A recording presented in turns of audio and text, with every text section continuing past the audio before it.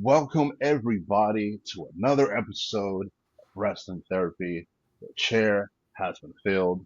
I, of course, am your host, Suji, and today we have a new guest in the chair. Please introduce yourself.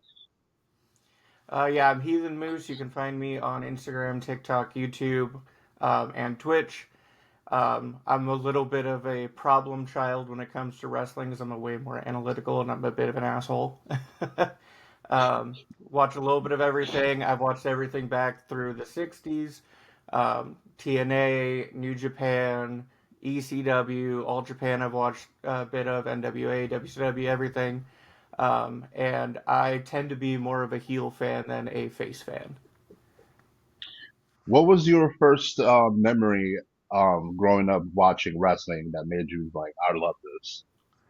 So originally, when I started watching, I got into it because my older sister at the time in the very early 2000s, the guy she was dating was a huge wrestling fan of Booker T.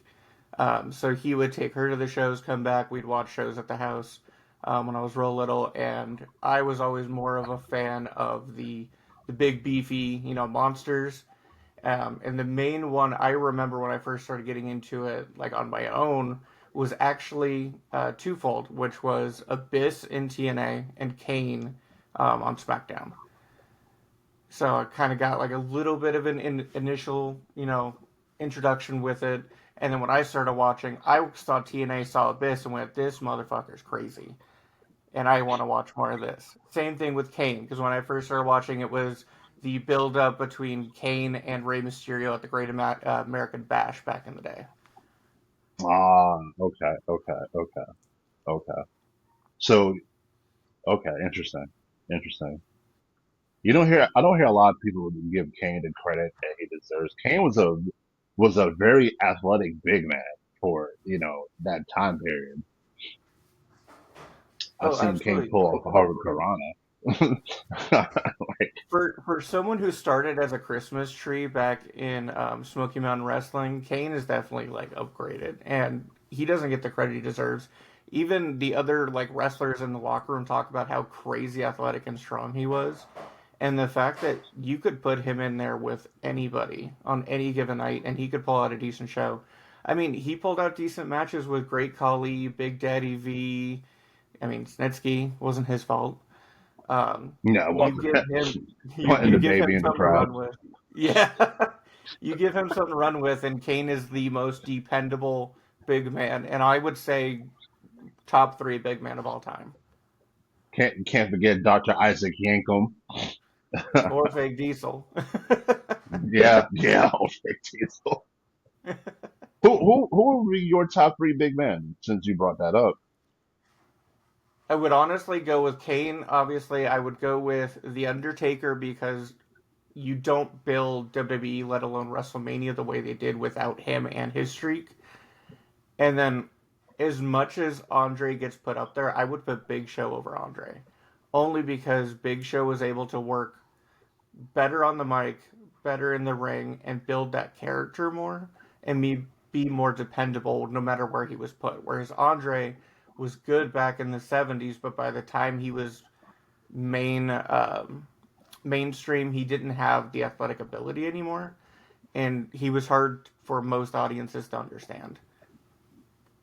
Yeah, he also had a lot of health issues going on during that Right. time as well that kind of hindered his success, some would say. I mean, he still had a lot of success, but Yeah, and it, when it you're going affected through all that, his mental health as well, which I believe also took away from what he was bringing to WWE at the time, because he just didn't have the same drive.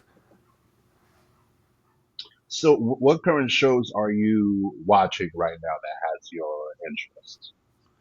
So currently, I still watch some clips from Raw, SmackDown, NXT, only just to keep up with some of the newer stars. But primarily, I Like switched who? over fully to AEW. From NXT, my main guy is Oba Femi. That The man Ruler. has the Rula. The man has caught my attention since day one. The first time I saw him against Dragon Lee, he just chucked that bastard. I'm like, all right, you got me. I'm your fan now. You're just throwing mofos. Um, his like chest slaps, his aura, the way he presents himself, it's just absolutely incredible. And as long as they don't tear that away from him, like they did with Cross when they call him up to the main roster, he's main event within the next 5 6 years. I don't disagree with that at all. What about on Raw and Uh, SmackDown? Raw and SmackDown, I'm a huge Bronson Reed guy. I always have. I loved when he actually got released and they went to New Japan and he beat Okada in the G1 that year. I think Bronson's honestly way too underrated, even with his tribal thief gimmick. For a big man, he moves way too well. He presents himself well. He's not the tallest guy, but that doesn't matter when you have 340 pounds dropping on you with a tsunami. Yeah, And it's like somebody drop just a wrecking ball on your chest. the little like mental aspects that he's brought where he's been interviewed and he talks about instead of just getting to the top rope and jumping, the fact that he does the step off and the little arm movement to make it more like unique to him, I think shows that he's much more ring psychological than most people give him credit for. And that's going to help him. I see him holding maybe not the world title in the next couple years, but definitely a few singles titles. Especially when they're giving it to fucking Braun Breaker spearing half the roster through walls. Um, Another guy, incredibly fun to watch. Big fan of Rick and Scott Steiner, and the fact that he used the Steiner math and brings that aura still is great. Obviously, a lot of the women are doing well. Gotta love Rhea, Io, Asuka. But honestly, the one who's gotten me the most over this year has been Lyra Valkyria. I was very hesitant about. Okay, Yeah, I was very now hesitant about her in NXT, but on the main roster, she's been absolutely incredible. it's I find that not funny as in haha, but funny as in ironic. I have another friend of mine. I actually have two people that I've had on this show before, and they do not like Lyra Valkyria at all. So I'm so glad you mentioned her. What is it about Lyra Valkyria that you like? Because I don't dislike her. I don't think she's bad at all, but I'm not like, oh my goodness, it's Lyra. But give me your opinion on her. So, what I think puts a lot of people off of her at first is just the presentation. Because she comes out with almost the Pete Dunne get up where it's just the kick pads, no knee pads. The fact that she's got the giant, bird wings coming out, which throws everybody off. And the fact that she's just so small but doesn't perform like most of the small female wrestlers that they have. But if you look since she's been brought up to the main roster, she hasn't been putting on any kind of bad matches. You look at when she went against Nia Jax for Queen of the Ring, that was an incredible match. And I mean, most people thought she fucking died when Nia dropped on her while she was standing up. She's put on I great was matches like, with shit. Bayley. Yeah. I was watching that with my wife, who she rarely watches with me, and she's like, "Is she dead?" And I'm like, "No, no, her ribs are moving. She's breathing. She just doesn't look like she's enjoying it." uh, but you have great matches with Nia Jax. You have a great rivalry with Becky Lynch, both in NXT and then on the main roster. You have this weird schizophrenic run with Bayley right now, where she's trying to get her back. I can't honestly think of a bad match she's had, and even the stories she's been giving, she's worked with well. Yeah, her matches with Becky were I enjoyed those matches. I thought those were really good matches. Oh yeah, especially their no holds barred match where she's getting cuffed and fighting back with no hands. They're bringing out all the weapons. Bayley gets involved. Like honestly, that was better than most of the men's matches, especially no DQ matches the men's have been putting on. Even if it wasn't as bloody as some of them get or as incredibly brutal, the ring psychology of it put it over Mm. for me. All right, here's another question. You mentioned ring psychology.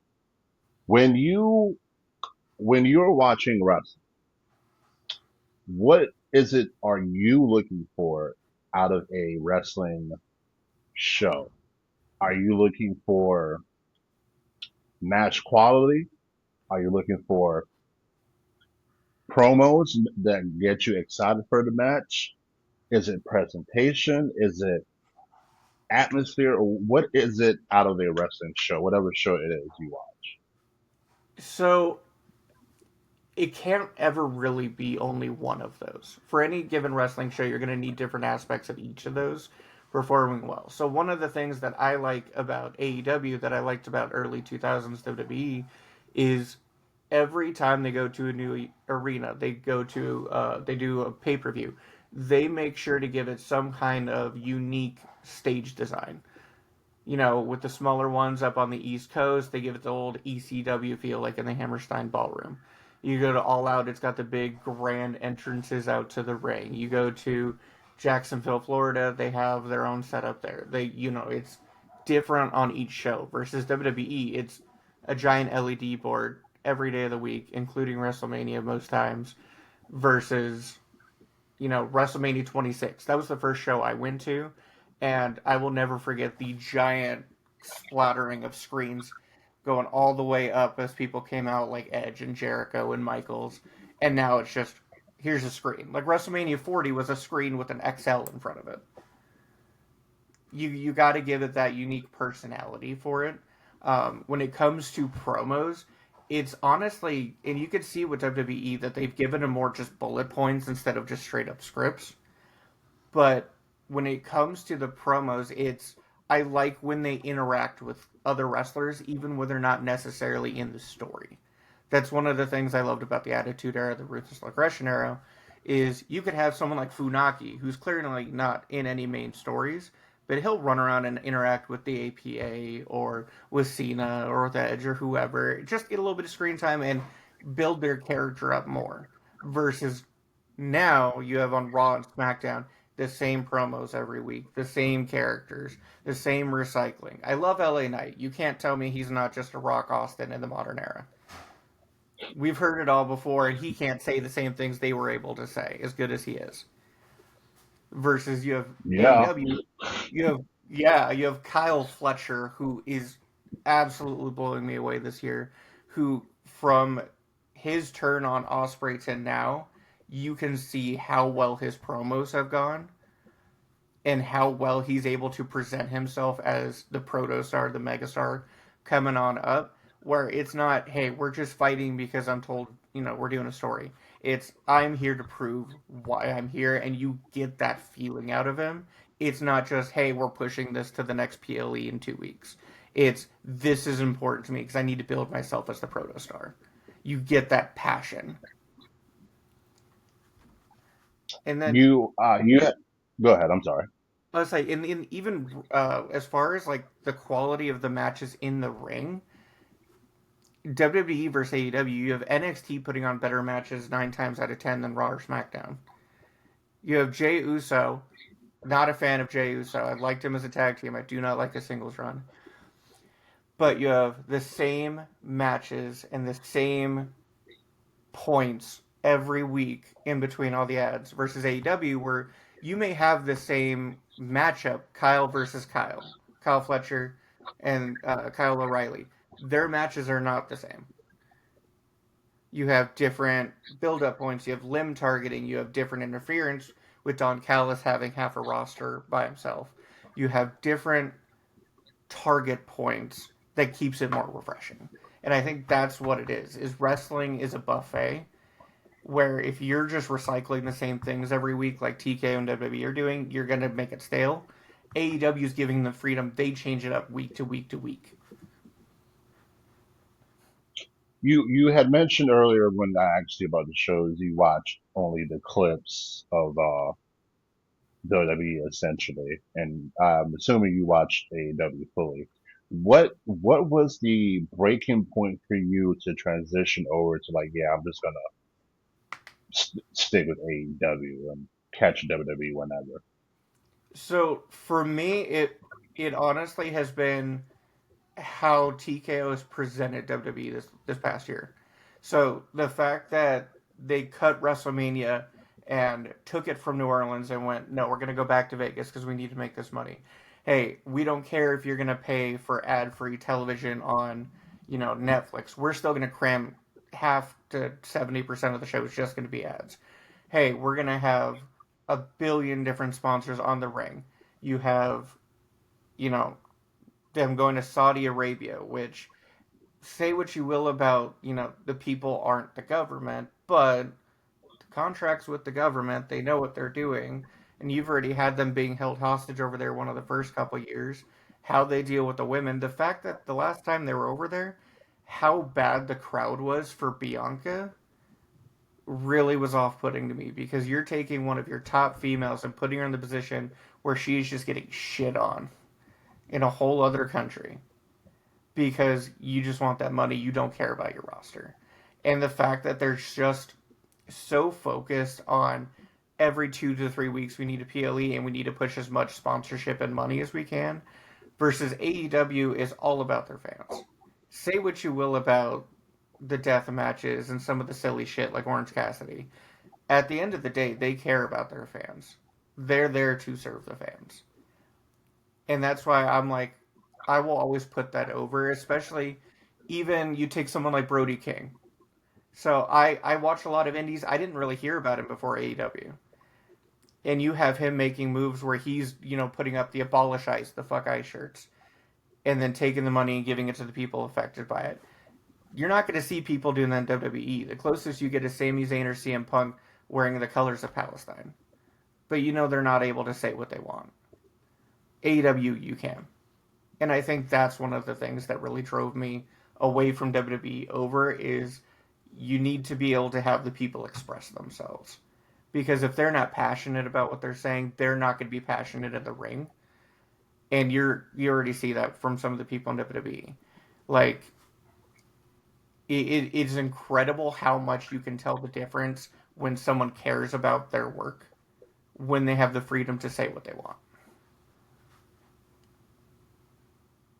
I think that that's not just even in wrestling. That's in life as well. Oh, 100%. I don't disagree with anything you saying. I have another friend of mine, John. He's a he's an AEW fan as well, and he kind of echoed the same sentiments that you did about AEW. And it's not crazy to think that within the next 3 to 5 years, WWE could be in a situation where people are being priced out of their shows. It's before with TKO, you and a family of four could probably go to a show, $600, $700 probably, if you want decent seats. Now it's like 20 grand, 30 grand, 40 grand for a seat, like just the seat. Oh And yeah, I, AEW is so much more fan friendly, as you mentioned before. not even just the ticket prices. If you go to most AEW shows, the roster is more willing to meet with fans outside of the arena, at the different like meet and greets. They're more willing to take the time and do shit. Like I had posted a video talking on TikTok about Brody King and the fact that I love some of the shit that he's doing and that he says. And I actually had someone put out a comment like, "Hey, I got to meet him at like a bar nearby or a WrestleCast or whatever it was, and he signed Fuck Ice on an action figure of himself, no cost or anything. Just hey, I know you're a fan. We got to talk for a minute. I'm gonna sign this and give it to you, and that's I think awesome." Versus WWE, it's they're locked in. They have to do certain meet and greets. They have to follow within certain guidelines. They don't get to do a lot of that, and now they're just over encumbered. It's that I, I, how you interact. I will say this though about the WWE with WWE superstars in particular. A lot of wrestling fans and non-wrestling fans cross the line when it comes to getting autographs. Oh yeah, Me 100%. personally, if if if I was at an airport and I saw Rhea Ripley, I'm not gonna run up to her like, "Hey, can I get an autograph?" Because one, she's trying to get somewhere. Two, she just came from somewhere. The last Mm-hmm. thing you want is somebody shoving an action figure, and it's not just one thing. They'll sit there and be like, "Oh, they have an armful of shit that they want them to sign," and then it gets to the dangers where they start crowding you. And I think that's the difference. I think with the AEW side of that, they are more receptive because of how they are at the shows. Right. with them. And that's a fair point. I also think What it, as far as like wrestling fans, it is very appalling how they interact with some of the wrestlers. Like you said, if you just got off a plane, especially let's say from like Saudi Arabia is like the worst example, and the first thing you see is a bunch of fans coming up or fans trying to get autographs and holding shit out. No, that's not the time, the place.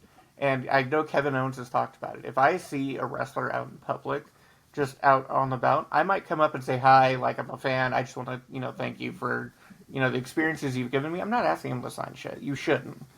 You should just go mm, up if you're going to do anything. Just say, "Hey, I'm a fan. I just want to say thank you." Move along. If they want to talk, you could talk. If not, let them do their thing.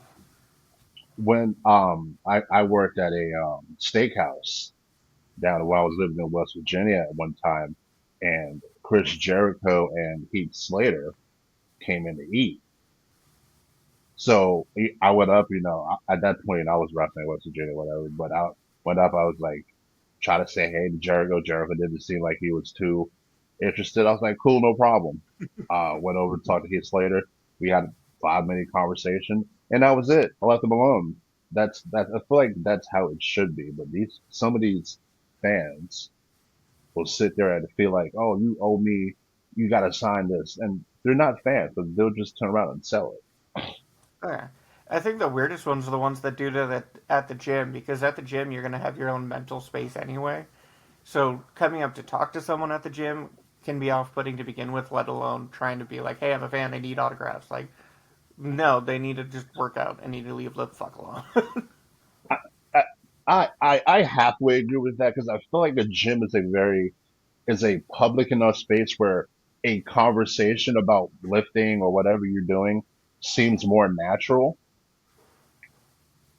You're like, hey, you know what, like, because a lot of guys at the gym they will sit there and have a conversation about sets and techniques to do things. So I feel like the gym is a little bit more of an opening space, but at the same time, I wouldn't want to interrupt somebody just for them to sign on.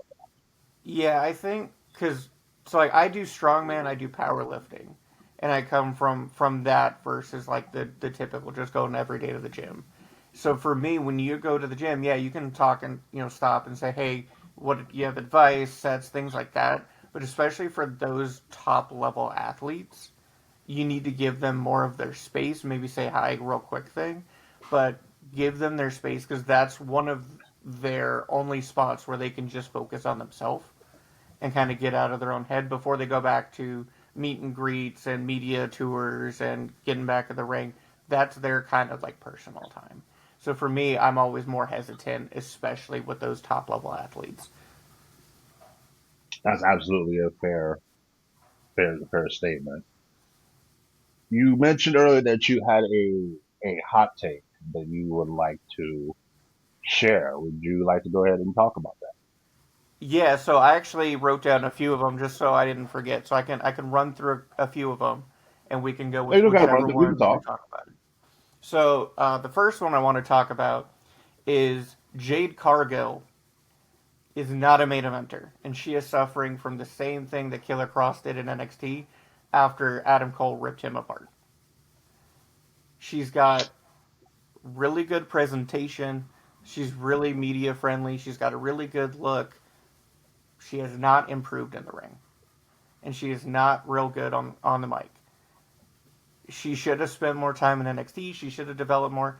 I don't think she really got as much training in AEW as she needed.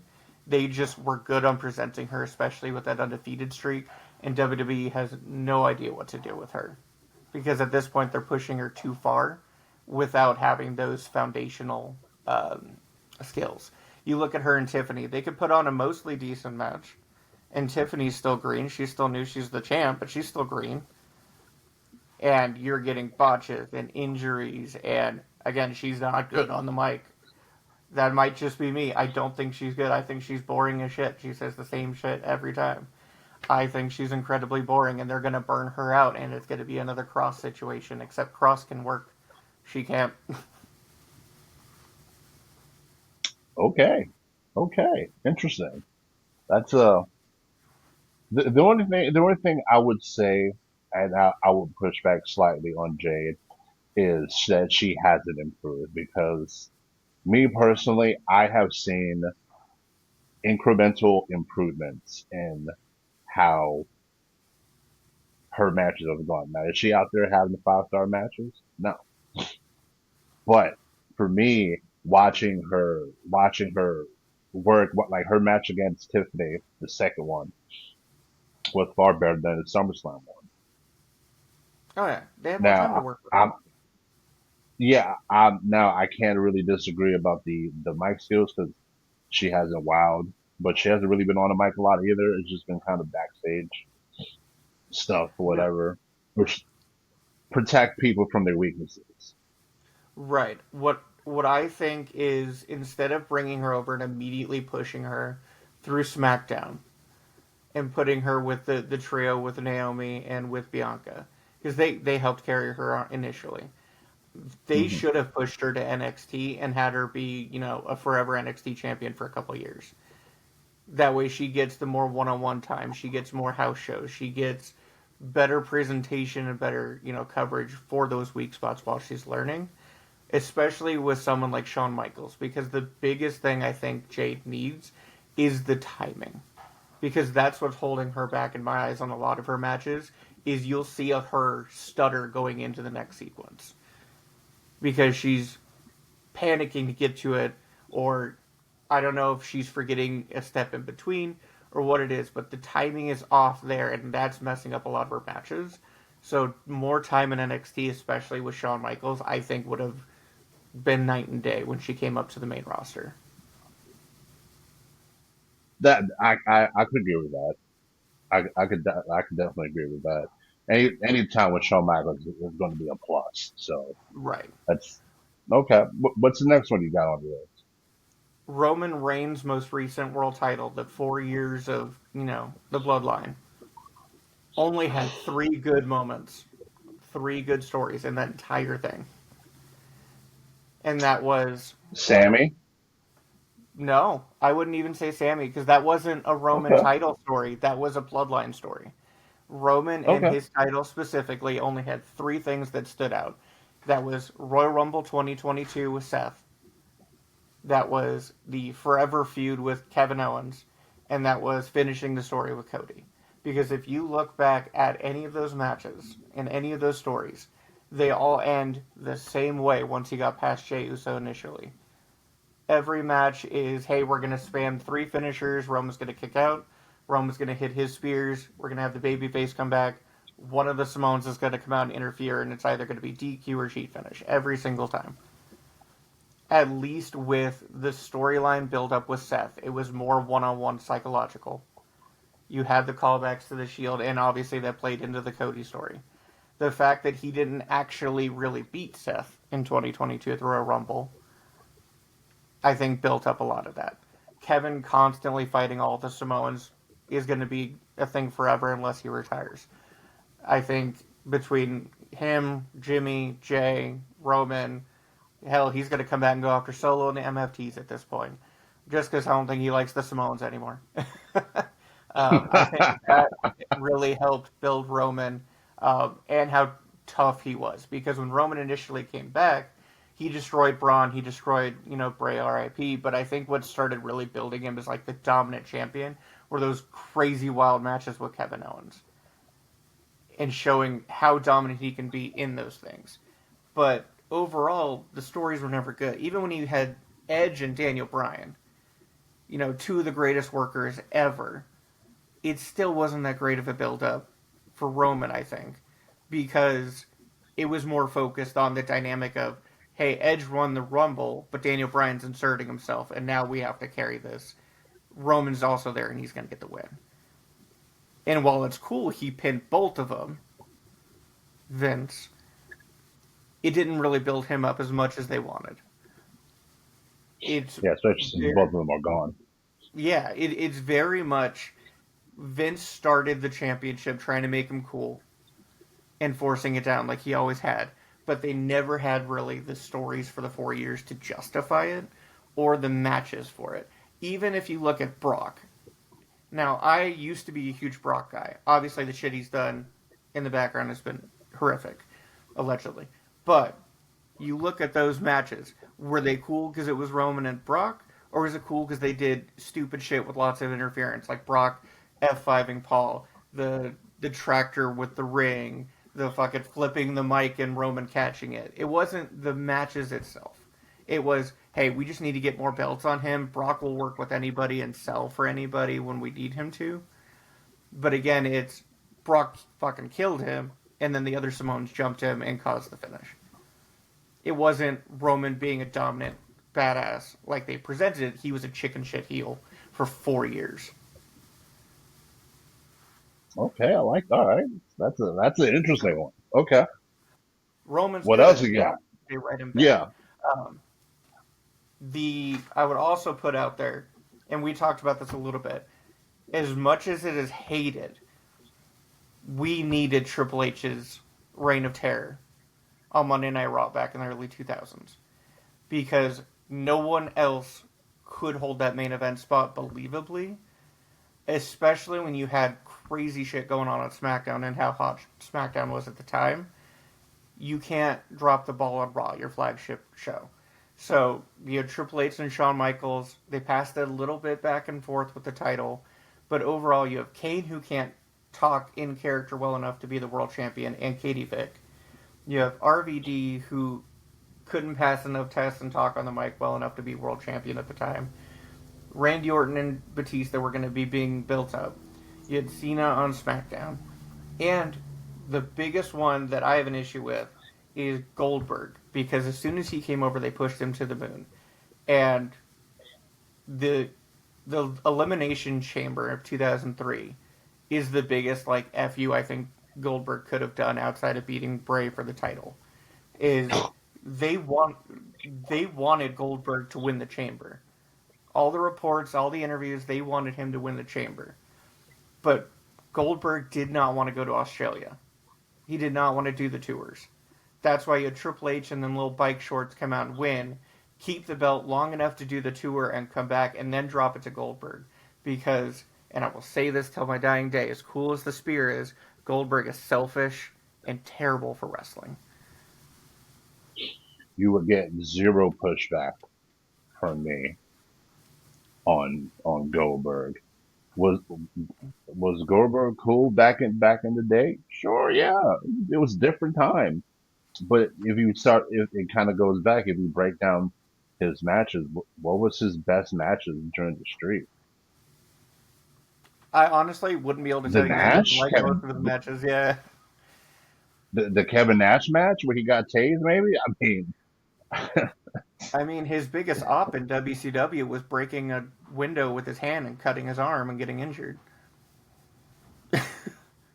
getting Goldberg taking out Bret Hart, and Bret Hart's still bitter about that to this day. Goldberg gives The me a headache. the fact alone, and obviously it takes two to tango, and he didn't mean to do it.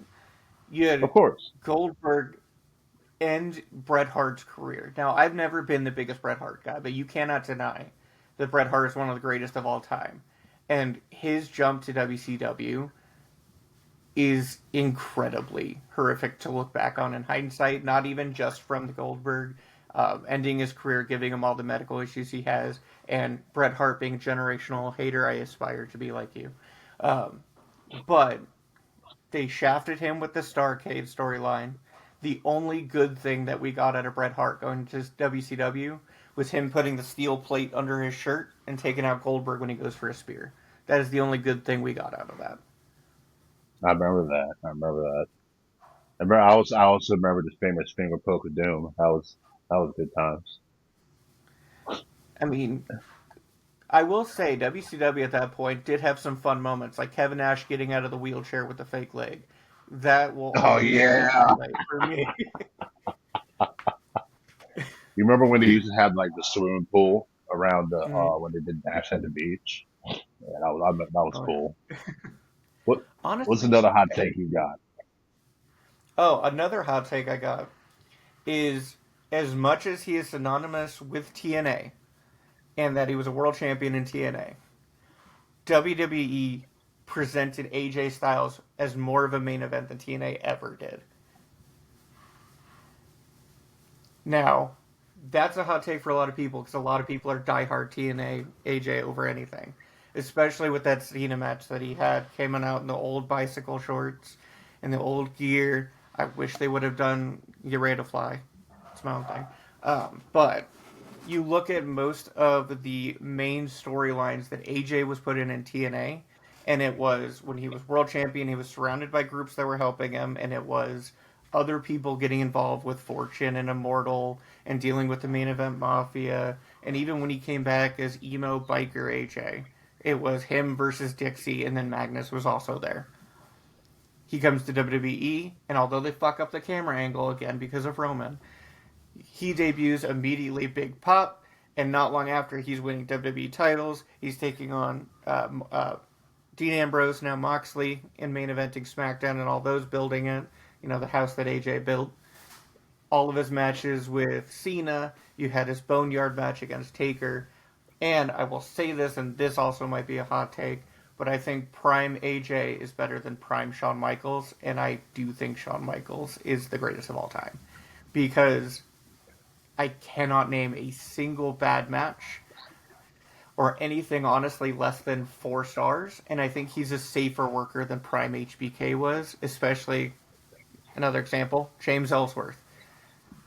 AJ could have killed Ellsworth because he didn't tuck his non existent chin, and he still managed to save his ass off the Styles clashes. Well, with the Styles Clash, you have to actually do the opposite. You have to kind of put your head back because if you tuck your Yeah. chin, that's how Yoshitatsu broke his neck because he Yeah, and tucked his chin and took it. if you look, there was a match in TNA where AJ did that to Stevie Richards and just folded him like a lawn chair, but was able to instead of just jump, just kind of lean forward into it and angle it just right to still kind of protect him. And then with Ellsworth on SmackDown, he would basically overemphasize shit to make sure he wasn't landing on his head. Versus as good as Shawn Michaels is, he still had some issues.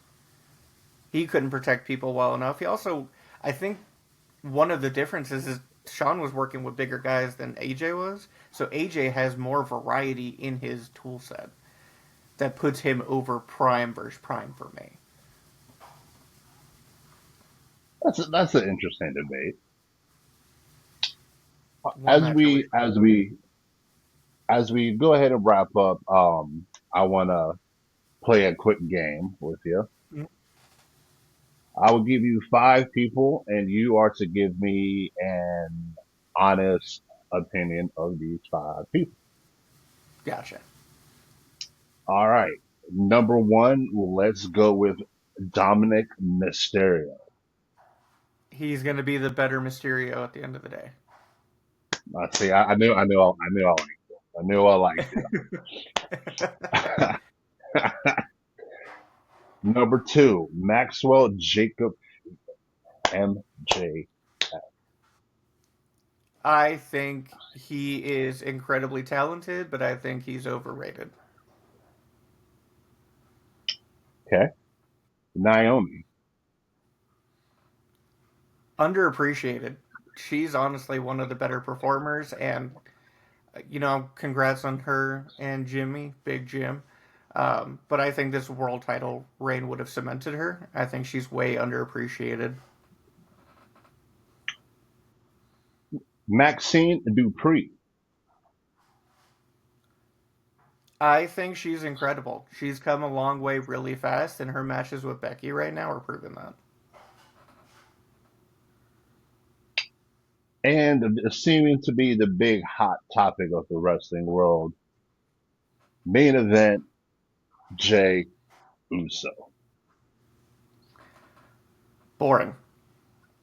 I think he's real boring. He got over because of a four-letter word, yeet. But I mean, the man has a Samoan drop, a shitty spear, a super kick, and a splash, and all of his promos are the same. I don't think he's that good. I think Jimmy's better. I think Jay just got over because he became a meme. Interesting. I do hate his spear. I do hate his spear. He had one really good spear. Who was it on? Oh god, it was a while ago. That's pretty bad. It might have been Austin. No, it wasn't Austin Theory. That was a really bad one. I Yeah. honestly think Jimmy has. I think they should push Jimmy to that same level because Jimmy has more tools in his arsenal and he's better on the mic. Jey Uso is the lesser Uso brother and should not have been world champion. Okay. All right. Well, is there anything else you would like to say or plug? I want to also thank you for the conversation. I would definitely love to have you back on again to talk more wrestling. But is there anything that you would like to say or plug? Uh, don't be an asshole. Genuinely, don't be an asshole to people. Be nice to people. I'm on Twitch, Instagram, YouTube, TikTok at Heathen Moose. And I would like to say for anybody who's on the fence, watch AEW on Max. All right, fair Thanks enough. for having me Well, on. thank you for having you on, sir. If you ever want to come back on, you are more than welcome.